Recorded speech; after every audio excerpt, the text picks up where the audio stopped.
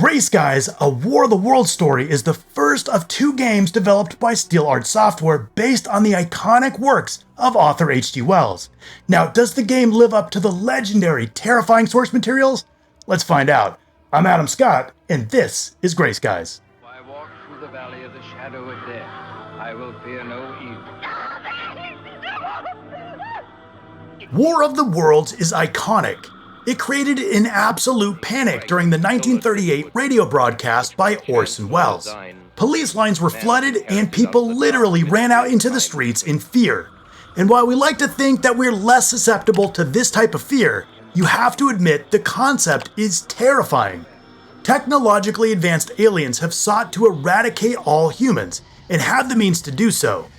This story has been adapted dozens of times into all sorts of different mediums, but surprisingly, there are very few games based on it. Gray Skies places you in the middle of the War of the Worlds invasion in this stealth-based survival horror game, where you play as Harper, who must endure the alien threat to find safety. With a tense atmosphere, moody soundtrack, and a handful of really impressive moments, Gray Skies has the ingredients for a solid horror experience. No one would have believed in the early years of the 21st century. We open with a scene of Mars, while we hear the introduction to H.G. Wells' War of the Worlds. The sense of our smallness, contrasted with the vastness of space and the unimaginable alien threat, creates the perfect mood for this otherworldly story. We cut to a plane with our protagonist Harper on board. The plane is suddenly struck by something. Red lights flash and alarms blare as the plane hurtles towards the ground.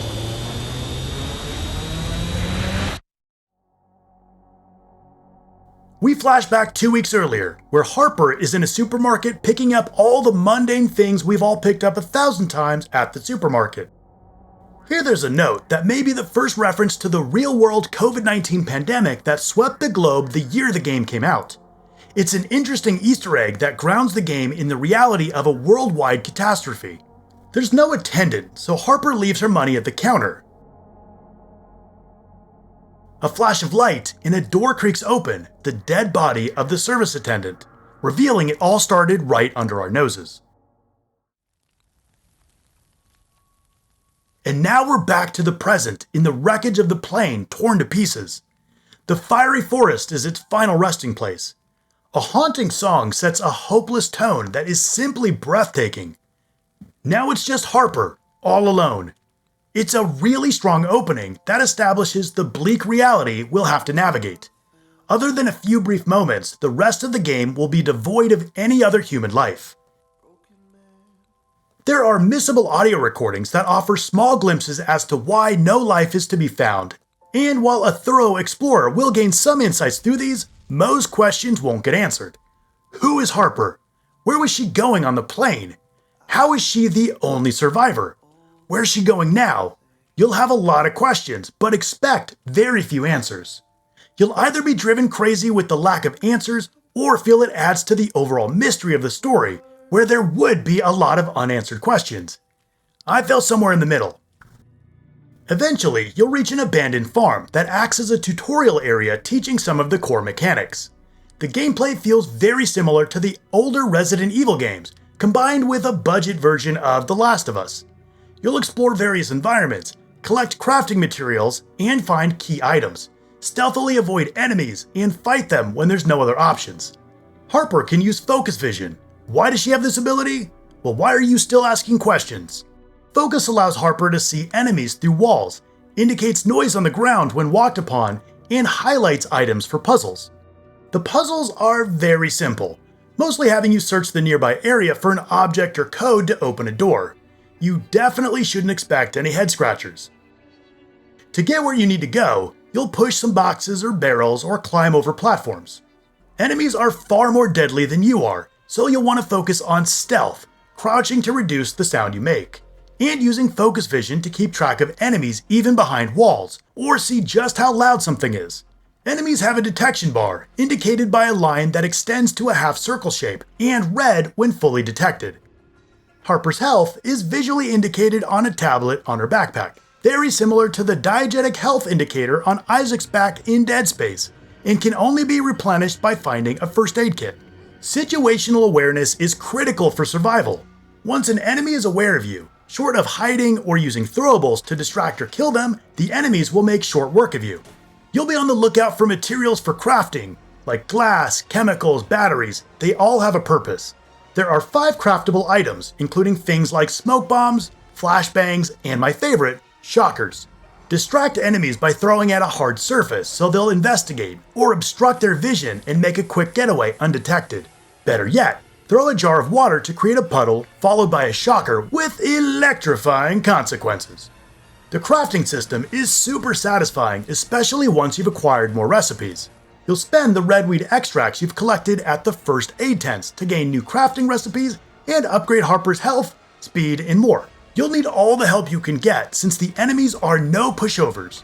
There are 2 types of zombie-like enemies that are mysteriously controlled by the alien threat.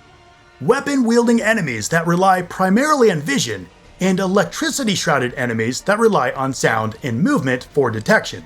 It's a strange choice to go with stock human enemies in War of the Worlds. Wouldn't you expect, I don't know, aliens?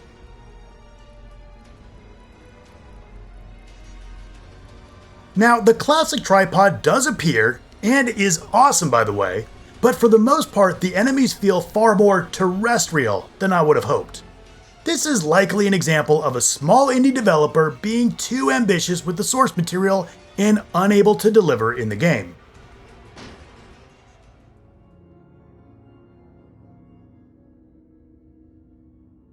When it comes to micro-budget games, you have to expect a different level of polish from the blockbusters.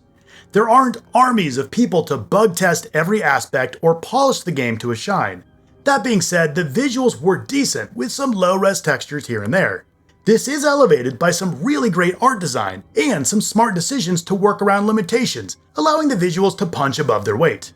The dark color palette and heavy use of shadows helps to mask what would otherwise be lacking in detail, and creates a gloomy, foreboding atmosphere. I would have expected more of the environments to look ravaged by war, with the aftermath of destruction or bodies strewn about. Harper looks okay, if mostly like she's made of wax, and the enemies only have a few designs copy and pasted repeatedly, and I would have liked some more fantastical or alien designs.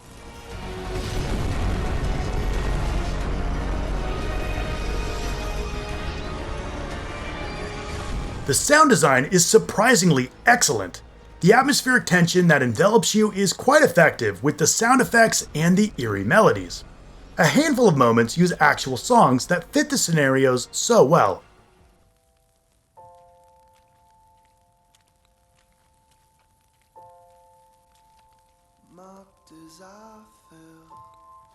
That early track through the burning forest after the plane crash feels so haunting and powerful.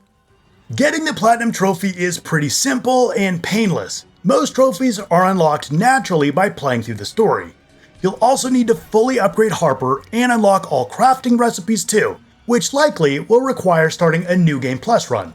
All in, you're looking at just shy of 5 hours to do everything. And I'm good with a game I can knock out in a single night. The game never slumps into tedium to pad the time, and I felt like I experienced everything I needed to by the end. Funny enough, I actually played the sequel Darker Skies first, not knowing about this game until I was working on the review for that. I had a good time with Darker Skies, and while they're both fairly similar, I actually enjoyed Gray Skies a bit more. I liked Harper as a character, and the world feels bigger with a bit more to do. Gray Skies has a lot of potential, from the excellent source material of War of the Worlds, to the sense of isolation, loneliness, and hopelessness that permeates the experience, to the fun and chaotic crafting and combat, to the surprisingly excellent music. There's a lot to like if you keep your expectations in check. While I don't think the potential was fully realized, it's worth checking out if you're looking for a schlocky, apocalyptic survival horror game with big ideas and a small budget.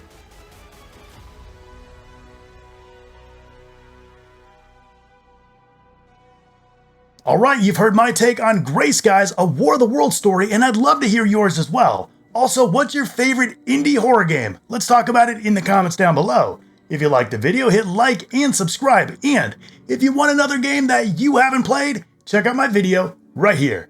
I want to thank you so much for watching, and I'll see you next time.